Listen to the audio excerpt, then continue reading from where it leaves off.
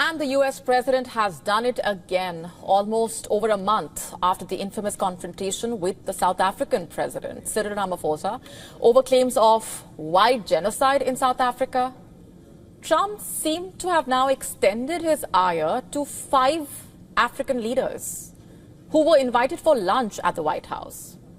Here's what happened. What was initially expected to be a meeting centered around business opportunities between the US and African countries turned into intimidation and awkwardness, and some insult thrown in as well.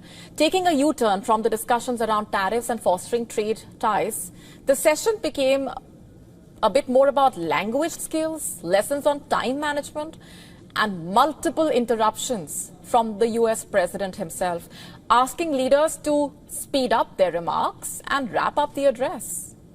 On the other hand, the African leaders did not spare any effort to shower praise on the US president.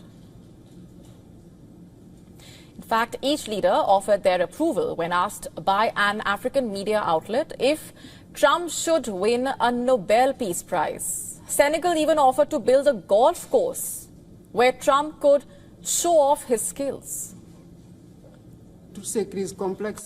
I was wondering what your secret was for solving all these complex crises, and I know you are a tremendous golf player. Golf requires concentration and precision, qualities that make for a great leader. Senegal has exceptional opportunities to offer, including in the area of tourism. So perhaps an investment could be made in a golf course in Senegal. It would just be 6 hours by flight from New York, from Miami, from Europe, or from the Gulf countries, and that could be an opportunity for you to show off your skills. However, among the countries of the African continent, only 5 countries got the so-called special treatment from the American president. He said they were unlikely to face US tariffs. At the summit, Trump also hailed West Africa's rich natural resources aimed at fostering trade to counter the growing influence of Russia as well as China. And we're working tirelessly to forge new economic opportunities involving both the United States and many African nations.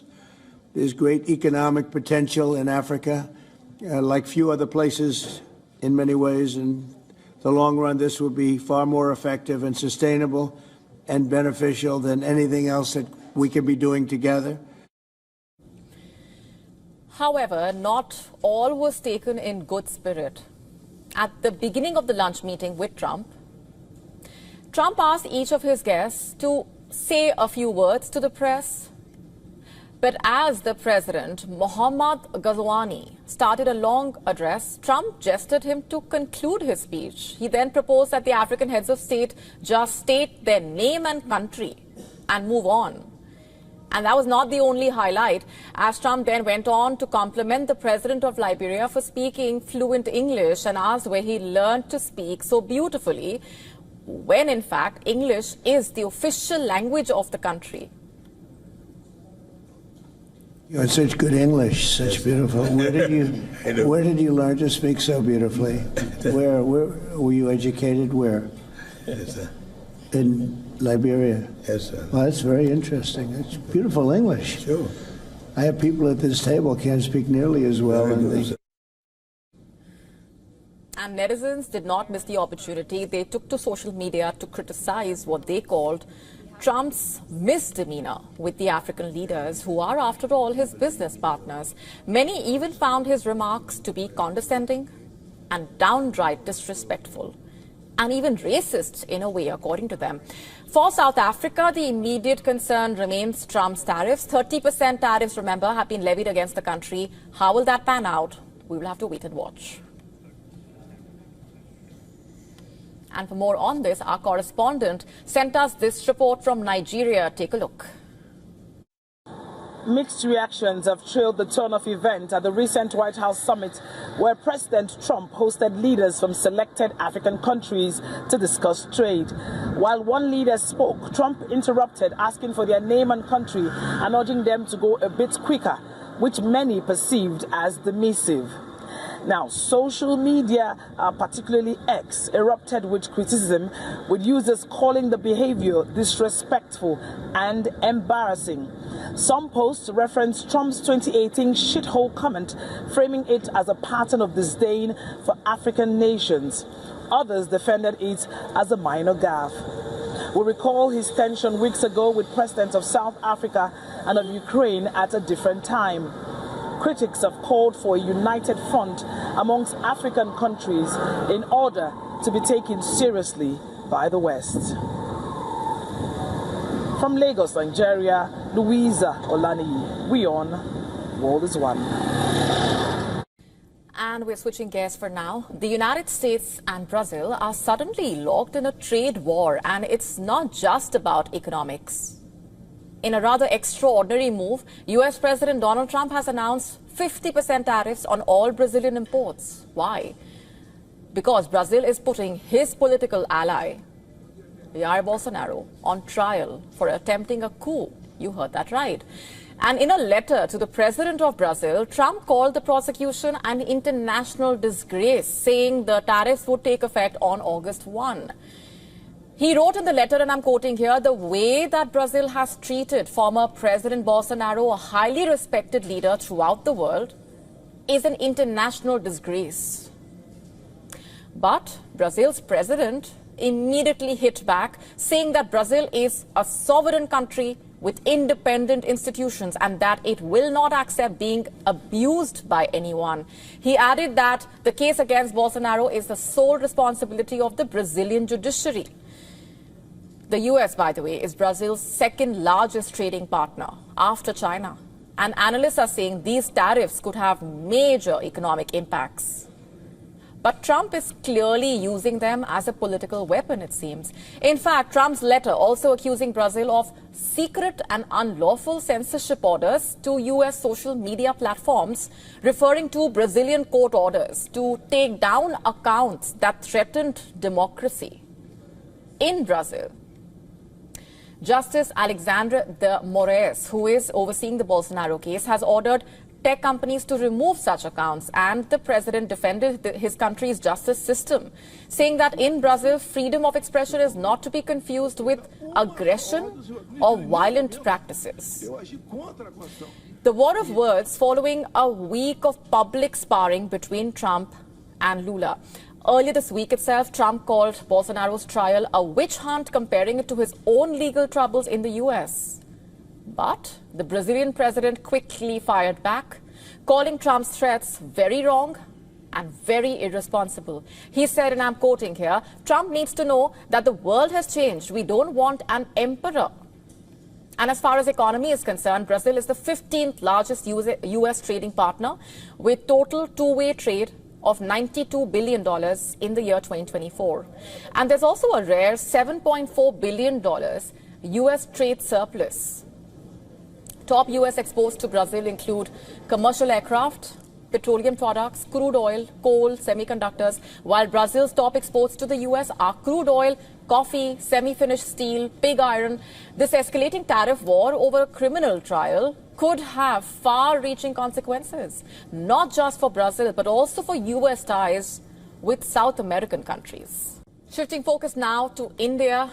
The country's most wanted list seems to be expanding with a fresh addition to it. After a decades-long chase, India's Central Bureau of Investigation, the CBI, has extradited a woman named Monica Kapoor from the US, who is accused in a 2002 import-export fraud and has been a fugitive since then. Let's just give you some context here. The CBI filed a charge sheet on the 31st of March 2004 against three individuals, Monica Kapoor and her brothers, Rajan Khanna and Rajiv Khanna, for allegedly forging export documents, shipping shipping bills, invoices and bank certificates. For allegedly forging export documents, shipping bills, invoices and bank certificates.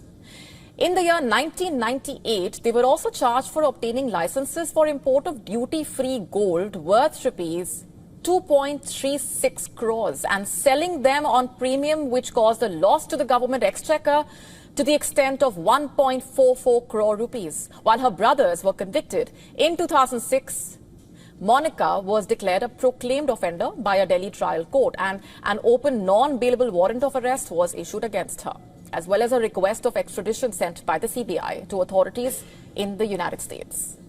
And now the CBI has taken custody of Monica Kapoor, who is set to face trial for her alleged role in this multi-million fraud case. And this is being seen as a major breakthrough in the investigative agency's commitment to bring fugitives to face the law in India, regardless of international boundaries. When it comes to high-profile economic offenders, India has had quite a few of them, be it fugitive diamond merchant Nirav Modi, businessman and liquor baron Vijay Mallya, or jeweler Mehul Choksi, each named in rather complex cases of financial scams, frauds, money laundering, all of whom are under the radar of Indian authorities. And in the latest, Mehul Choksi, a key accused in the $2 billion Punjab National Bank fraud case in 2018, faced a major setback when last week itself a Belgian court rejected his bail plea. Choksi is currently lodged in a prison in Antwerp after being arrested on April 11 based on an extradition request sent by the CBI. And what about the others? Nirav Modi is currently lodged in a London prison and is facing extradition proceedings from the UK on request from the Indian authorities. Vijay Mallya, accused of criminal conspiracy, fraud, money laundering in the Kingfisher Airlines case, is currently in the UK fighting extradition to India. And so is his fellow fugitive, Lalit Modi, who faces investigation by multiple agencies in connection with foreign exchange violations and a multi-million-dollar TV rights deal for the 2009 IPL with a World Sports Group. In fact, even as India seems to have tightened its dragnet on overseas fugitives and transnational criminals, there is some way to go to declare the global hunt a true success. One message, though, is loud and clear for those under investigation seeking refuge outside India. The days of sheltering in safe havens may be numbered, and one hopes justice is duly served to those wronged. Today is Purnima, a special festival marking spiritual reverence for teachers. The day honors gurus who guide with wisdom and truth. It is celebrated by the Hindu, Buddhist and Jain communities. The symbolism is rich, the full moon representing the illumination of the mind, the offering of flowers symbolizing surrender, the act of touching the feet, a timeless gesture of humility. And in Buddhism, this day commemorates the first sermon of Gautam Buddha as Sarnath, making it equally sacred for followers of the Dharma.